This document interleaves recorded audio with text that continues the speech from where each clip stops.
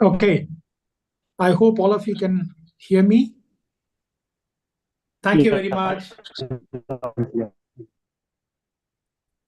We are restarting this particular book review, and I met Sukhwinder ji at least twice this week, and he is one of the person who said, "I need to start this."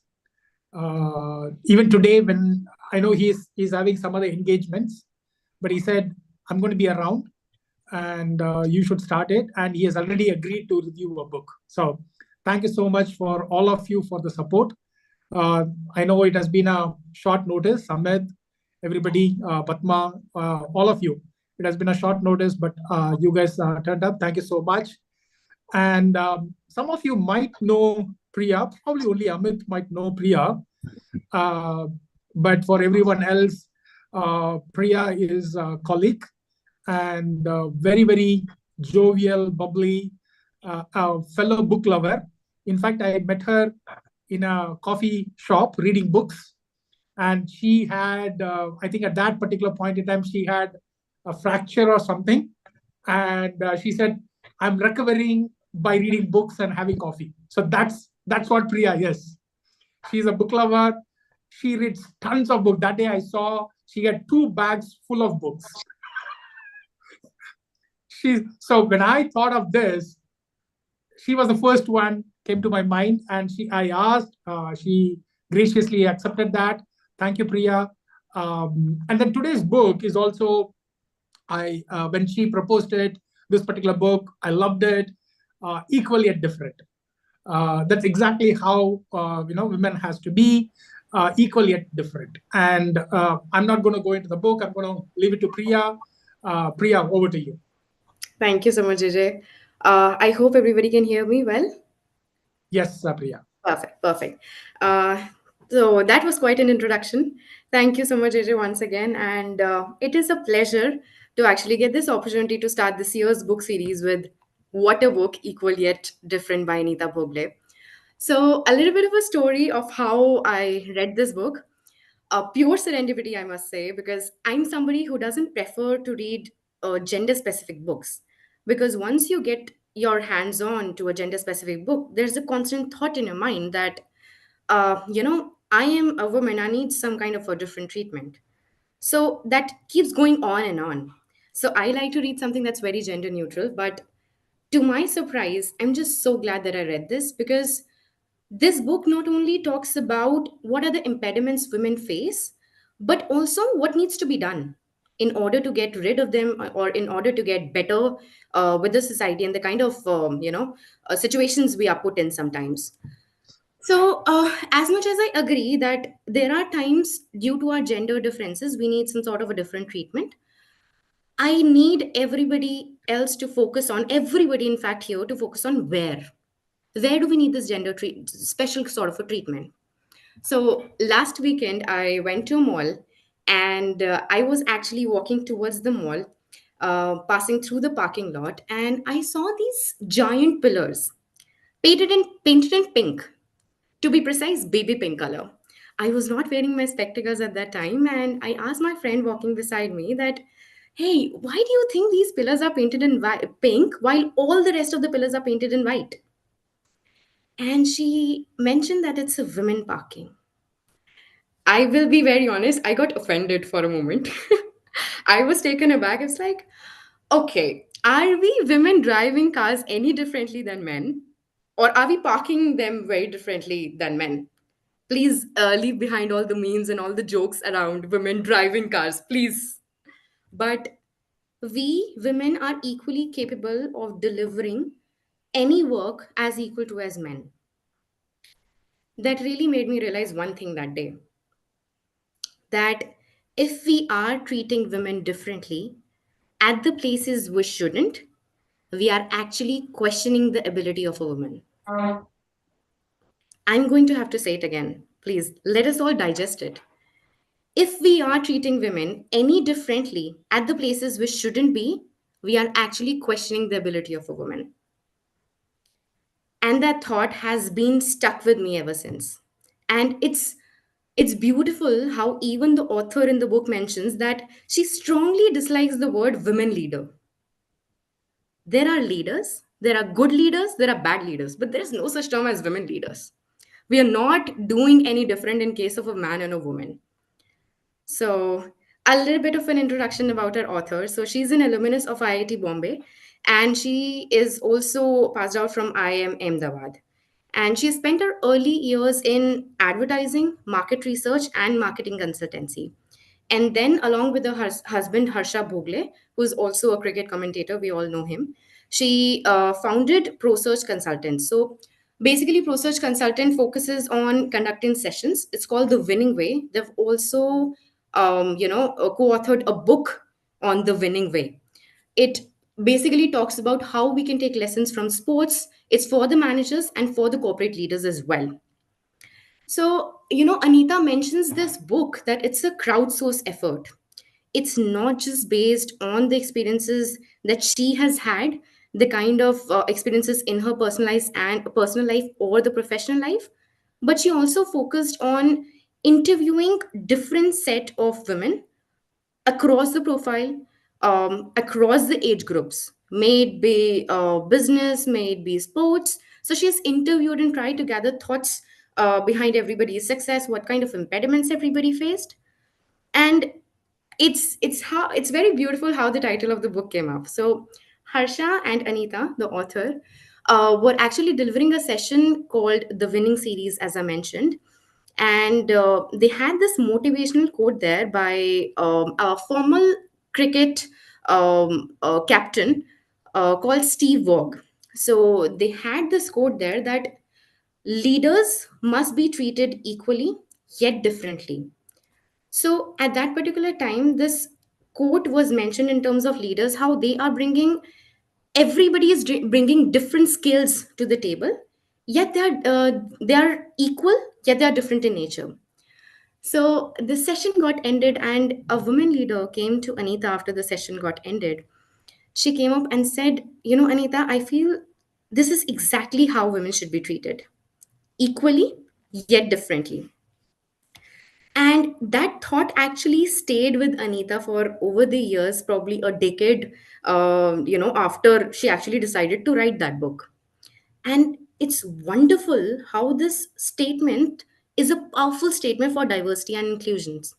There are non negotiables like integrity and team ethic, where rules are equal for everybody. And everybody is getting treated equally. But then there are some liberties, small liberties, tiny exceptions that are slightly different treatment for the key players. And this is how women should be treated. Again, equally yet differently. So this book actually is dedicated, Anita has dedicated this book to the young women. And she has actually called it a guide in order for a woman to learn where the pothole lies and how we can watch them out for, and we can learn from them and probably take care of those potholes whenever they arrive. And something that I would like to add, I think this book is also dedicated to the men in our lives, because together we need to empower women to never stop dreaming and help them to break away from the shackles of the society, the kind of domestic consideration that pull them back. Now, here's something probably I would want to learn from you. So, Anita talks about potholes in a woman's career or probably in her life. What do you think could be possible potholes in a woman's life? We are all surrounded by women. We have seen our mothers, wives, if we are married, girlfriends, sisters. So, what do you think are the possible potholes? And let's please make it very interactive. And we'll all talk, we'll all chat in between. Everybody can have their own different opinion, of course. So please pitch in. JJ, why don't we start with you? Probably others will be We have encouraged. Padma, please. Padma, please go No, ahead. I mean, the first thing start that comes up is the health, women health, and then I think going through marriage and a childbirth. I think that's the first pothole I can think of. Um, I mean,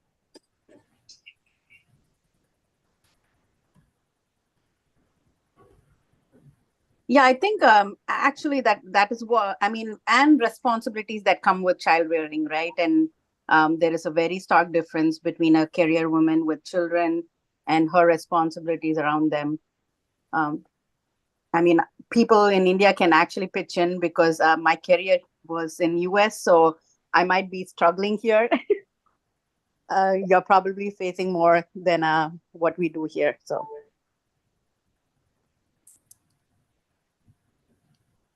I think this can be country specific as well. So you are in the US, probably. I'm not sure what kind of a different impediments there might be for you. So if you could probably tell us how differently it has been, you have been taking your career in the US, and how do you think it's different in India? until recently, right, I haven't had an issue where I'm asked to stay longer versus a man is easily able to stay longer. There's always been like 8 hours and we just pack and leave. But recently, I am seeing there are a lot of young men, especially from our country, coming into the workforce, and they are having that willingness to work weekends, work evening hours because they've done that in India and they are infiltrating the American market. And I think where I am, I don't have that issue, but I do feel that, God, these kids are like, you know, what do you say, muddying the work culture here. I can uh, definitely feel you.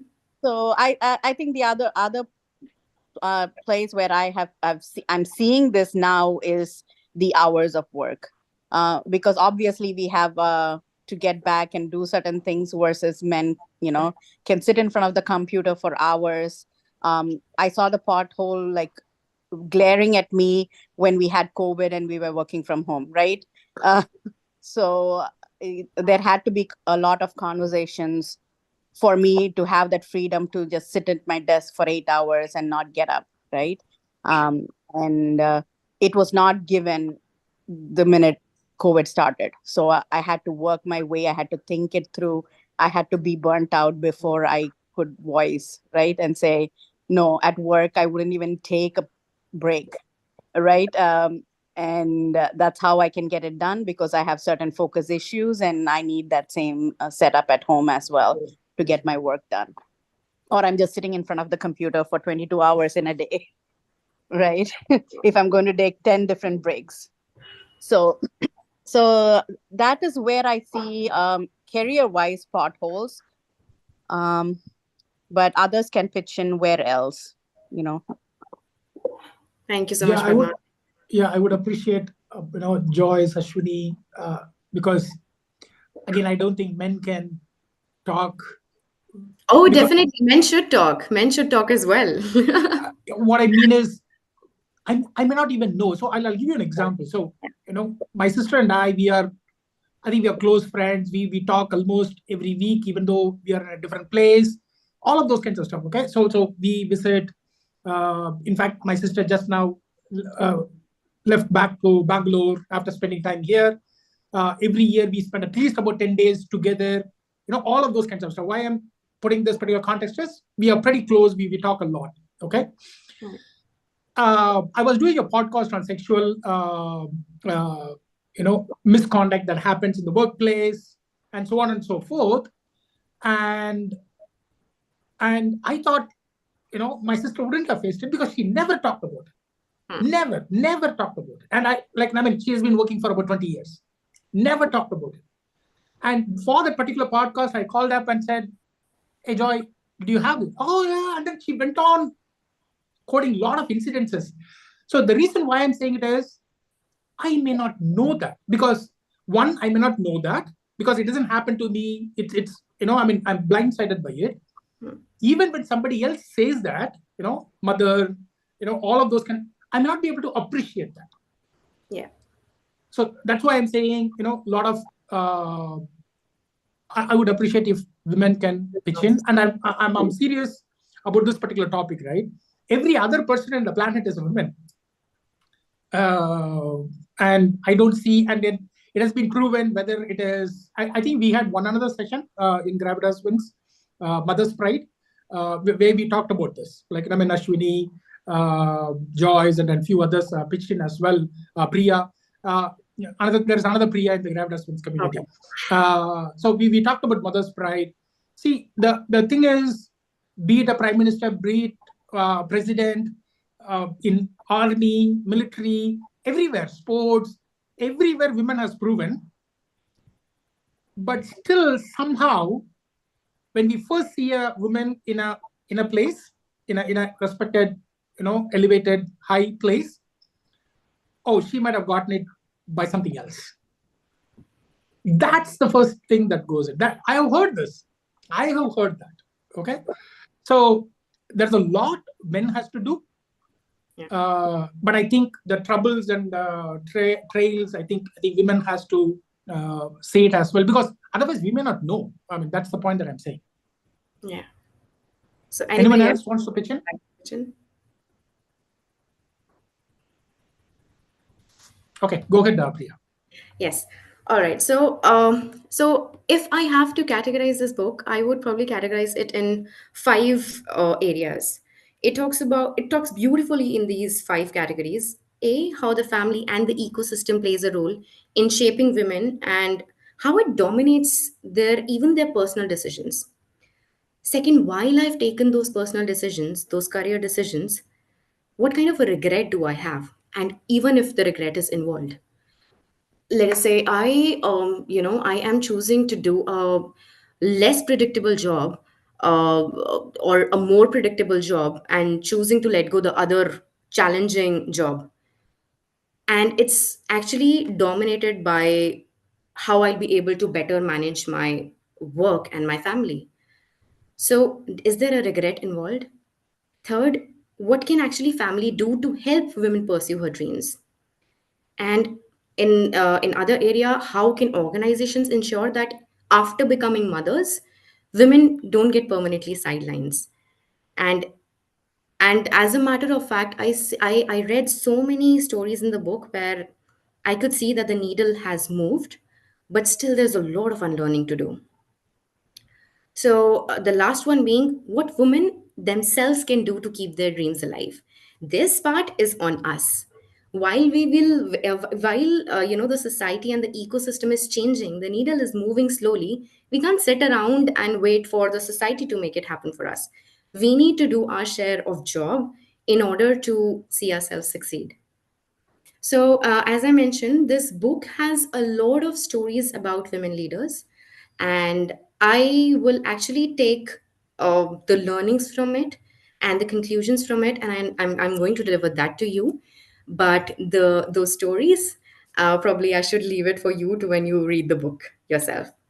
So I will take this book review forward in probably I'll divide it in three parts. One, how women themselves are pulling down. So what we in this area, we are our own culprit. How are we letting ourselves down? What is it that is in ourselves? What is raging inside us that's pulling ourselves down? Second, how the ecosystem or the social conditioning is contributing to the entire scenario. How family is playing a role. And third, my favorite part, what needs to be done to make the situation better. This is, that's the point where I love this book, because rather than just talking about the impediments and the kind of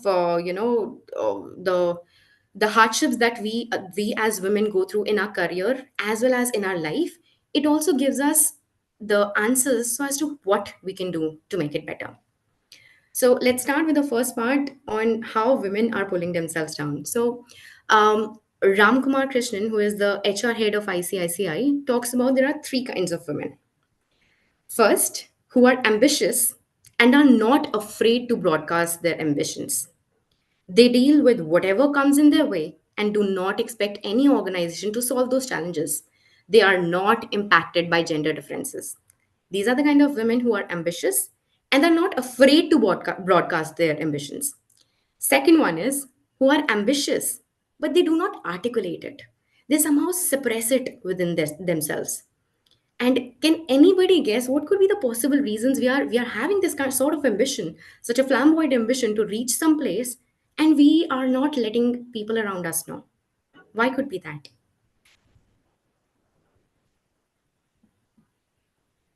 Anyone out there? Any blind guesses?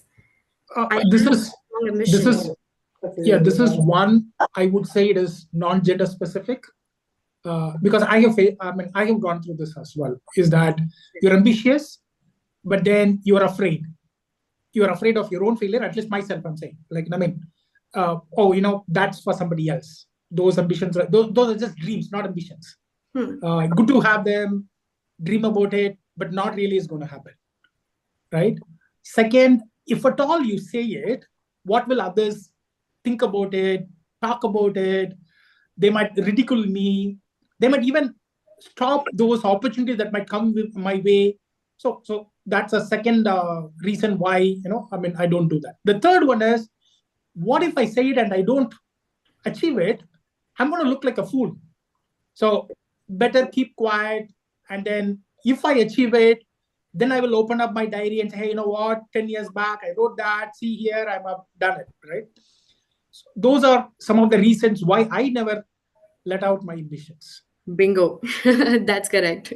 Probably gender neutral, for it's for everybody. Anybody else can think of any other reason? I've seen marriages falling apart just because of the women being ambitious, because in-laws don't support her, particularly in-laws don't support her, and sometimes even the husband doesn't support. Sometimes a husband feels that he will be left behind if the woman progresses or gets more salary or gets promoted. So these are also some of the reasons which keep women behind. Thank you. Fragile male ego comes in place. Parents are also worried, whether we'll be able to get our daughters married if they are earning more than men. So all these things, and there are actually written stories about it. They are interviewed by Anita herself, and they have mentions of it in the book as well. So definitely. So it is, of course. Sometimes I would like to add one more point. Sometimes women are so fearful. If they want to say A, they say D instead of saying B or C. So they are not sometimes confident enough that they will get the support from the family or husband or peers or bosses or the organization they work for. These are also some of the reasons. Definitely, definitely. And I think while this kind of a scenario is changing, we are evolving. The policies around us are evolving. The organizations are evolving. We need to make sure that one a those men who are related with women in any perspective, encourage your mothers, encourage your daughters, encourage your sisters, and you see them slipping away, you hold their hands and you tell them, you make them feel more confident. So I think that's the kind of things we each person needs to do. This is, while I'm talking about it, there's a very powerful statement that I heard in a conversation when Sushmita Sen was talking in an interview. She mentioned, I never say I want to change the world or the universe. It's too big of a statement to say. All I need to do is change that one person, or probably help that one person. So that is how we need to evolve with this topic as well. So coming back to where I was, so second kind of women are who are ambitious but don't articulate it, and of course, of the same reason they feel that people around her might disapprove, and even the bigger fear, of course, if they don't make it, it'll be an egg on their faces. So these kind of women always want to be motivated. They want somebody to intervene and want it to make it a very level playing field for them. But that doesn't always happen. So it's on us to actually uplift ourselves. Third kind of women, and as my heart aches to say that, women who are ambitious till a certain age. They let the domestic considerations break them away. And even when the compulsion disappears, the marriages happen, the kids are grown up, they want to try to re enter the professional world, but they cannot. Because of the fact, till that time, that gap has changed them as a person. And this entirely, somehow, if we think about it, we can help them get away from this. So the biggest of the struggles are raging between us, inside us. That is about the self doubt. And there is one particular study or a survey, you would say. It was conducted by HP. And so what they did was they offered men and women jobs. And while men read the job descriptions and they focused on the skills that they had, because social conditioning, they are more confident, lesser inhibitions. However, women focused on all the things they lacked. So we are actually conditioned to doubt ourselves. The imposter syndrome exists all the way. So apart from being suspicious why the organization is offering us the job, we need to know why the organization is offering us the job. This is the same statement said in two different tones, but one has a negative meaning to it, the other one has a positive. The probably the last one I would like to list is not speaking up in the meetings. It is entirely that self doubt. I have so many a times faced this thing that I feel, oh, what is he going to think? Will I sound like a fool if I say this if it is not correct? Especially when we are sitting in those brainstorming meetings, and all I can think is, should I say it? Should I not say it? Should I say it? Should I not say it? And I think this of course is a little bit gender neutral in nature, but women being conditioned to doubt themselves more, fewer in number in the meeting rooms, in the boardrooms, they self doubt themselves more. So, and I want to ask the men also here, how many times have you doubted yourself? I know about women, and I would want women to also answer, but I also want to know how many times men also doubt themselves while you're speaking in the meetings or anything like that. So it has been the case, Priya. I think earlier in my career, I definitely used to like shy myself about expressing, like, if I know that this is the right solution, I used to shy away because somebody who is a senior to me is suggesting a way, and I would feel that it might hurt him or it might not sound great that I'm suggesting a solution which is not in line with the person suggesting that.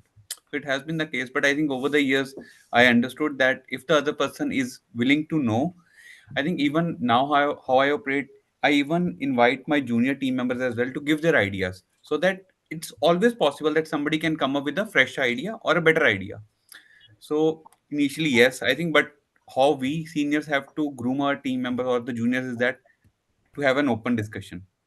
So even if it's like you mentioned that in a team meeting there are about 5 people and 4 of them are male members and one of them is a female member, she might have a different opinion, but yeah, let's hear her out and see if we can improve, if we can collaborate amongst ourselves and come up with a better solution altogether. So Perfect. Thank you so much, Amit. That's really appreciated. Anybody else who would like to share, if in case you doubt yourself? Please tell me that you do, especially men. I won't be the one. I don't think, Priya, that there is a gender difference in this self low esteem or low self confidence. It is universal, and even men doubt themselves. They don't speak up when there is a senior but guy saying something, and they have a different opinion. So yes, being a woman, you may feel that you doubt yourself more, but it is not the case. The experience says it is not the case. Joyce, Yeah, I yes, agree to that. Also, Joseph, sorry, because I have been very vocal in meetings, whether I know something or not. But I've never, minded myself to be, laughed at or being the laughing stock. That's just because I've always been bold about, if I have something to say, I want to say it, whether it was a class setting or at work. And like I said, maybe if I was in India, it would have been different. Maybe if I was laughed at, or just coming to this country and has I wouldn't say just because of this country, but here they are very polite as well. It's okay to make mistakes. But so I've never had a negative experience for that to be toned down. So I've always been vocal in meetings. So I don't, like everybody said, I don't think it's gender specific. Perfect. Thank you so much, Padma. We need more women like you. I need the Much kind like of confidence you have. much like in the Zoom meetings as well. I love Padma's. Yeah. Yeah, Joyce.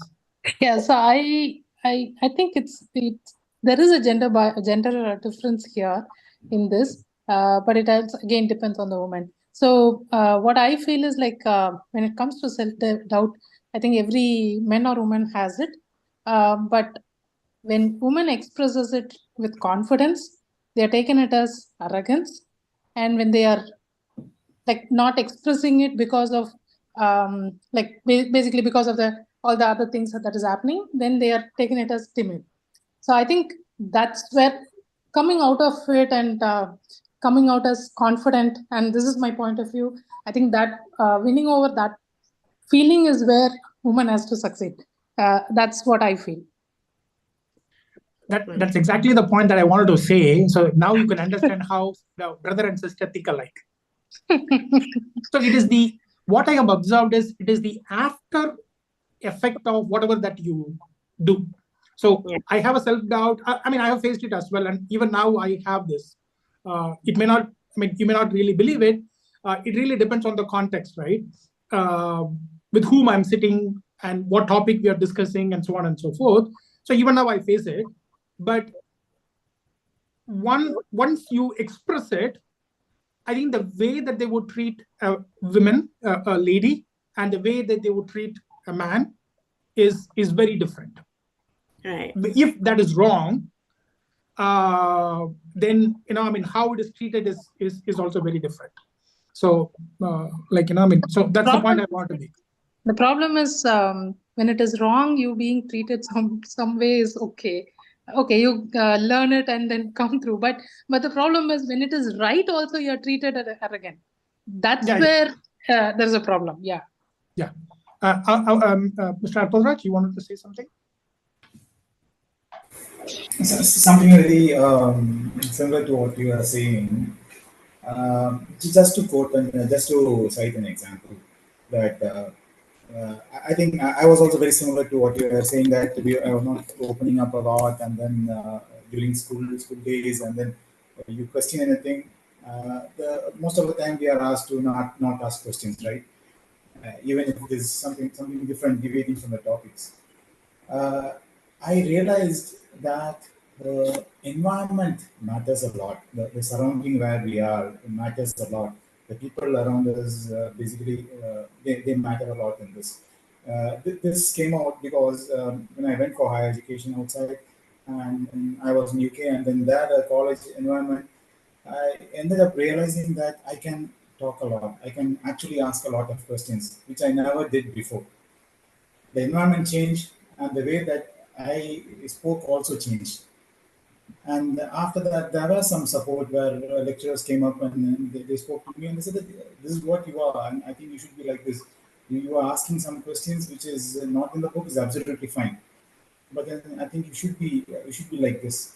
So I feel it's more of a surrounding diversity. Yes, if it's women, I'm not sure how different it is, but then I felt very differently treated when I was not allowed to ask questions. Or in that crowd, it was like I was the only Tamil speaking person, and others were Hindi speaking people.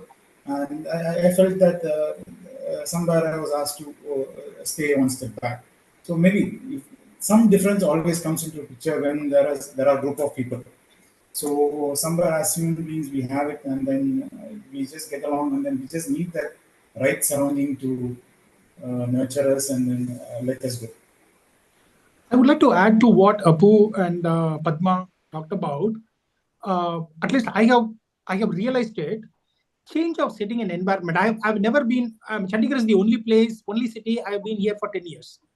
But otherwise, every 5 years, I have moved place. So because I'm in a new place, I can kind of put on a different mask.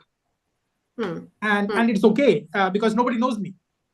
And in 5 years, I've also grown, so I have also gained some experience, so I can be completely different, and I can set on the first day, this is what Joseph is, right? Right. So that has also helped me a lot. Every time I have moved, I could kind of put on a different mask, and then you come to enjoy that particular mask, and then it benefits you, and then you kind of say, okay, not a problem. I can express myself. So I think what Padma and Captain Arparaj says kind of like resonates with that. Right, right. And I think there is one particular incident I remember is so you can always tell with somebody's body posture, the kind of expressions they carry, the kind of body language they carry, that are they being judgy or not. So there are a lot of people I have encountered, they would tell you that they are not judging you, but they would give you that side eye. And I have encountered so many people even at workplace, my previous managers or some mentors that I met, and I could ask them silliest of silliest questions. And oh my god, to the fact that now I can remember, oh my god, did I really ask them these questions? And they did not judge. So no matter how much you tell somebody that you're not going to judge them, please be very non-judgy in these situations, and not just say it, just be very neutral and give them that field that everybody's starting from someplace, right? So now let's Yeah. probably. So Sukhwinder ji is also talking about how our upbringing plays a role. I think Yes. that is what you're going to talk about in the next one, the play of the ecosystem. So let's go ahead. Yes, yes. So yes, as mentioned, I'm going to talk about how society, the ecosystem, and the entire family is playing a role in this entire scenario. So, um, so in a particular winning series session, Anita and Harsha were talking about their mantra of success. So they were talking about this winning triangle. I call this a framework. So they mention that if you have a decent level of skill or the ability, and you combine it with great attitude and work ethic, you are likely to do well in whatever you choose to do. May it be business, may it be sports, medicine, music, anything. If you have a decent level of skill or the ability, and you combine it with great attitude and work ethic. So the triangle goes by ability, attitude, and passion. But while they were actually delivering this concept or the framework in the session, Anita encountered that not a lot of women were actually convinced with this framework. She noticed that there is one more angle to it, which is the angle of personal choices. When you get married, the choice of spouse, whether you choose to have children, when you choose to have children, and this entire thing actually has a very significant impact on your career and your personality. So if we talk about earlier times, women were actually dealing with their personal life, where they were the primary nurturers, right? Today, women are actually straddling with two different worlds, professional one and the personal one. Bearing child is actually a biological reality or the responsibility, but there is one social reality and the responsibility, especially in the Indian context, that is caring for the ailing or the aged one. And that is basically due to because of the social conditioning.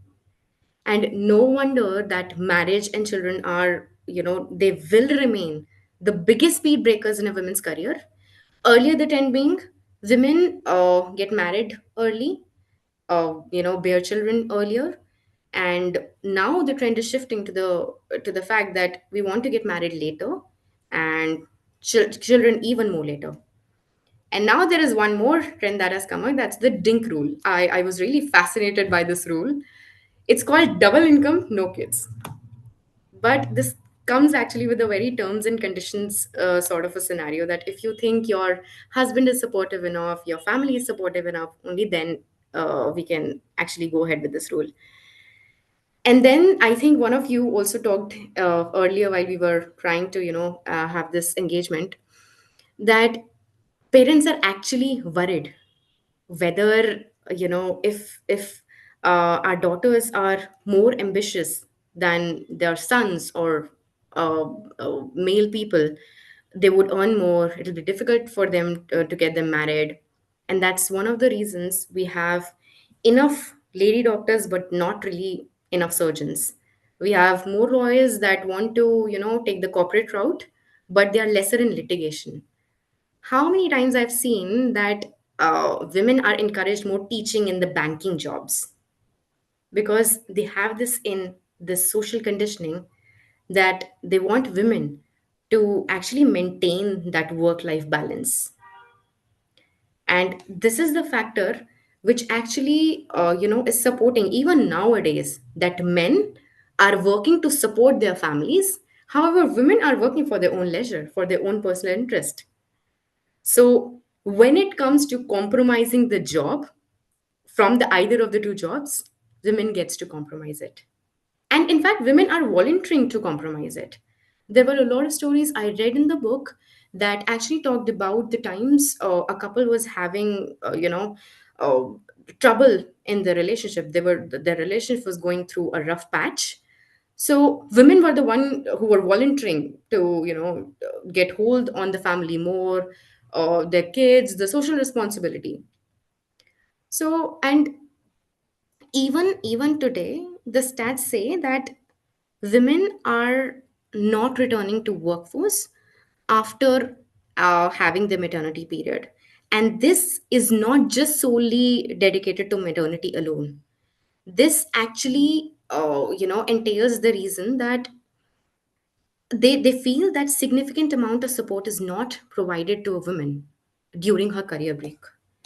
And somehow, this has again evolved in a, it has taken a very better place, but still some things need to be done. So let's quickly, I'm looking at the time, let's quickly come to the place where what we can do to make this all better. While I'm talking about this maternity period, and while, women, what can women do to come back from the maternity period? So Anita herself shares some of her personal experiences that uh, she kept herself, her dreams alive even during the stretch. May it be flexi timings, may it be part times, you are the sole person who is responsible for keeping your dreams alive, and you need to leave the guilt behind. There are so many times we see women being in the guilt that they have spent so many hours in the workplace, they are not being able to support their families well. We are devoting more than half a day at our offices. We can't be expected to be doing everything efficiently even at home. So this expectation of being multitasker and being perfectionist, it somehow leaves you nowhere. So we need to focus on the things that we are doing good and leave behind the things that we are not that great at. And there were some instances that mentions that the women in the corporates don't even have a proper functional kitchens at the place because they have no time. But are they guilty about it? The ones who are successful are not, because they know what they want. So there is another mention by, it's a formula of Falguni Nair, who is the woman behind the success of a beauty business, Nika. So she has a formula of being ziddi, being very stubborn and being very determined. She at after she did her MBA, she refused to go for a corporate job, and which was, which could have maintained a lot of work life balance, but she chose to do something that she knew she always dreamt of and she knew she was capable of. So that's very important. Again, one more thing, as I mentioned, women are the only ones who are volunteering. Let us say your relationship is going through a tough patch. We are volunteering. Okay, let me give up my job and let me focus at home. No, it's a statement called I must not get lost in we. So, while there's a very romantic notion of being swept off your feet, and it recommends you that go with whatever your heart desires, or this is especially for young women, You must not forget to consult your mind, right? While the families are actually discussing how the marriage ceremony should be, what kind of clothes should we wear, you need to communicate with the partner that these are my aspirations. And they have to maintain the kind of synergy that if your job is important, so is mine. So these are some things that are very, very important. And, especially from the workforce point of view, Anita talks about two things. It's about making your present felt at your workplace. She talks about this power dressing and how wearing a good professional attire can help you build the kind of confidence you need. You need to make sure you're networking well. And networking doesn't just mean that you need to talk to people, you need to be circle around with all the other people. It also means that you need to close some deals. You need to talk about joint ventures together, because you never know where your next job is coming from. So that's one of the more things that I loved about Anita. And she also talks about managing your finances. It has an entire chapter to it. Definitely should go and read. It talks about how some of the marriages got shattered and the women actually didn't have anything after that in terms of finances, because she was all safe, left it all on her husband to invest.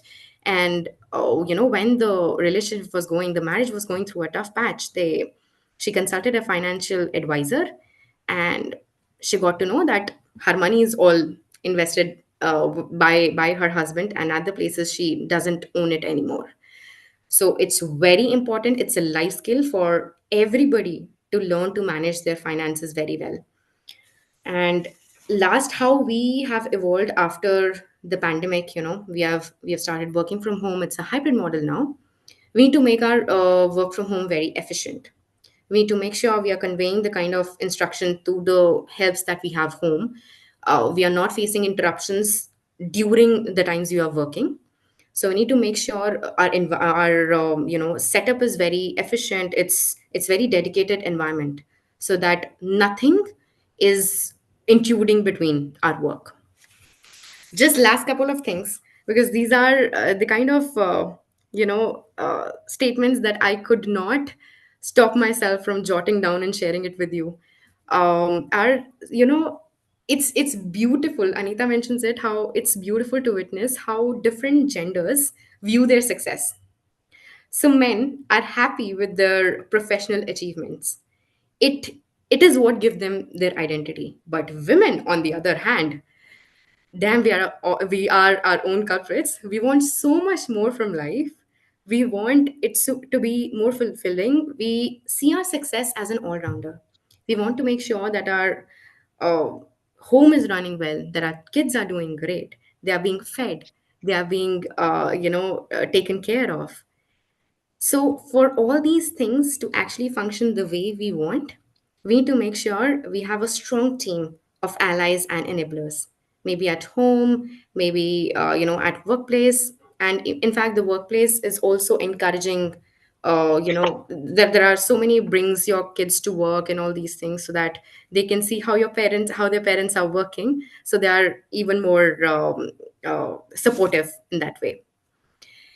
So, last thought I would like to leave you with is: successful women never make their struggle a gender issue.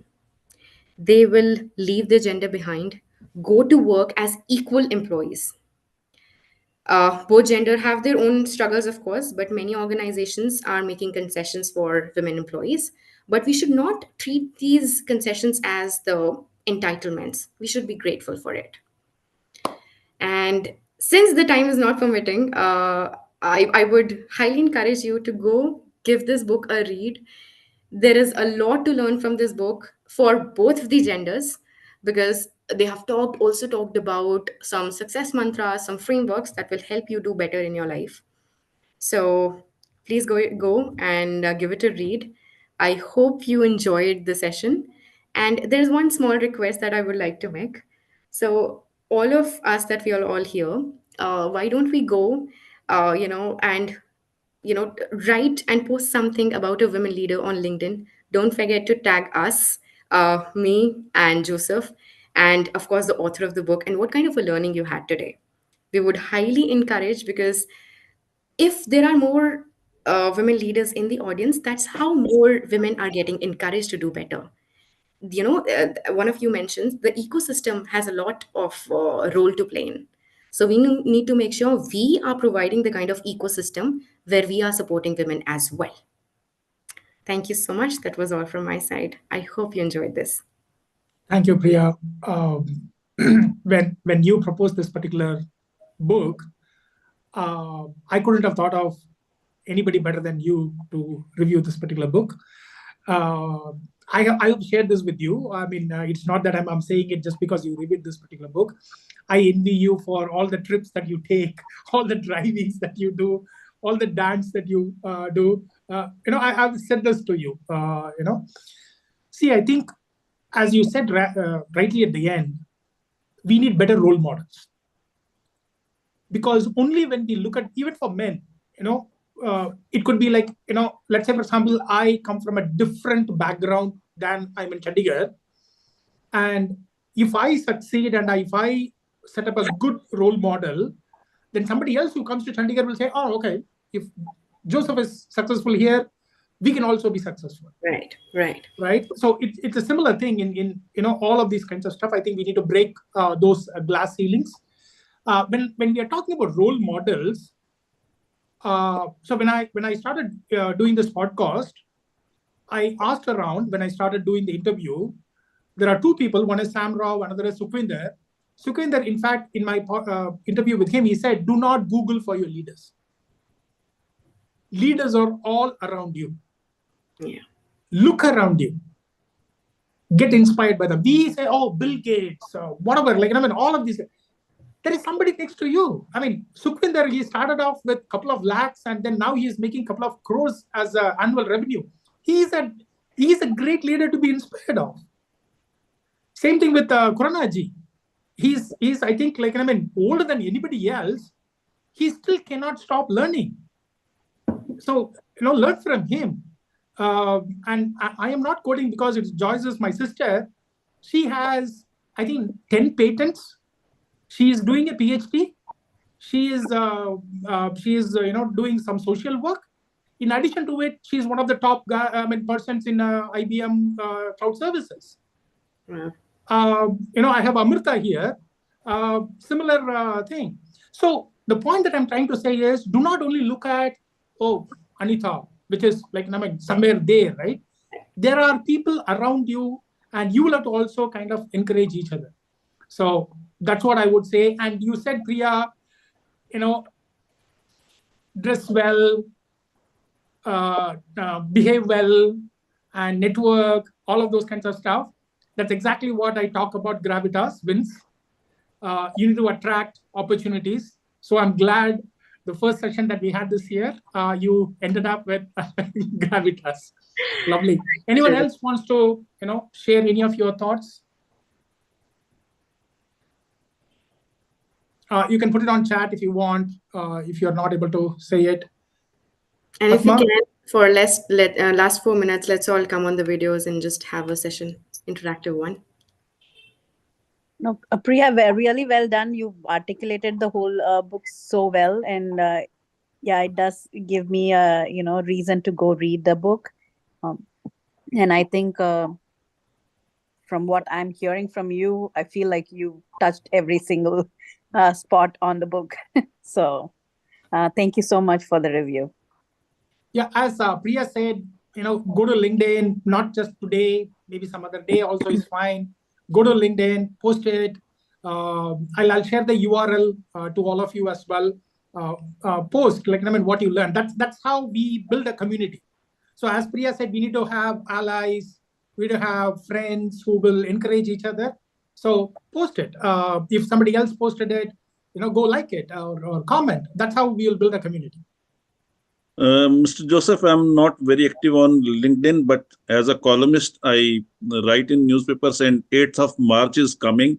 So take it for granted, there will be a nice column in the newspapers by me talking about this book and talking about specifically Priya's experiences. and her guidance. Thank you. Awesome. Thank you so Thank you, Kuranaji. This is the kind of support that we are expecting. Thank you. Absolutely awesome, Kuranaji. Thank you so Thanks much, a lot, everyone. Priya. It's wonderful. Thanks a lot for the session. Loved it, and I'm happy to have the folks back. I think we crossed 19 people, and looking forward to much more engagements. And do keep coming over. Thanks a lot, Arpuraj, Khurana Saab, KK, Amit, all the old folks, Padma, Vikrant, and obviously JJ. Thanks a lot, everyone. It is quite sensitive issue, and I just want to leave you all with one quote from Guru Nanak: "So kyun manda akiye, jin jamme rajan." How can Sukhvinderji, you have put yourself on mute by mistake. Yeah, I just wanted to say the last quote from Guru Nanak, where he says, "So kyun manda akiye, jin jamme rajan." Thank you very much from my side. Can you say that in English, please? Yes, Yeah. it means how can we say bad about women who have given birth to kings and leaders and society leaders, etc., philosophers. Thank you. Thank you, Kavita. Good to see you. Yeah, Thank you. sorry, Joseph, I got late. Sorry, Priya. I listened to the recording, definitely. In fact, this was one book that I really loved and have written about it in the past. It's a must read for all women and men. Could totally connect to it. She writes from various, women leaders. Priya, from what I heard, thank you so much. Really very interactive, and I'm with you on, having the community and. Building role models, right? That's what we all need today. Right. Thank you so much, Kavitaji. Kavita is another role model. I interviewed her as well. You should listen to her career growth. There's another one, Meenakshi. Again, very, very clear in her thoughts, very ambitious. She came back from maternity leave, grew in her career. Amazing. So we need to have role models within the community itself, closer models with whom you can talk to. If you have any questions, you can ask Kavita. If you have any questions, you can ask, Joyce or Meenakshi, which is how it has to be, right? Priya, as you rightly said, women has to support women. Right. Men can Absolutely. kind of, support as well, but women will know a lot more. How do I do this? How do I handle this? I'm having this, like the three type of women that you talked about. I'm ambitious. I'm little hesitant to talk about it. How should I do it? Yes. And then they will give you a lot of these inputs, right? Thank you so much. I'm really excited that we started with this book. Thank you, Priya, for an amazing session. Thank you, everybody. It was a full house today. So lovely, lovely, lovely. See you. Thank you so much, everyone. Pleasure to be here today. Thank you. Thank you. Thank you, Priya. Bye-bye. Thank you for joining in again. Thanks a lot, everyone. Yeah. Thank you, everyone.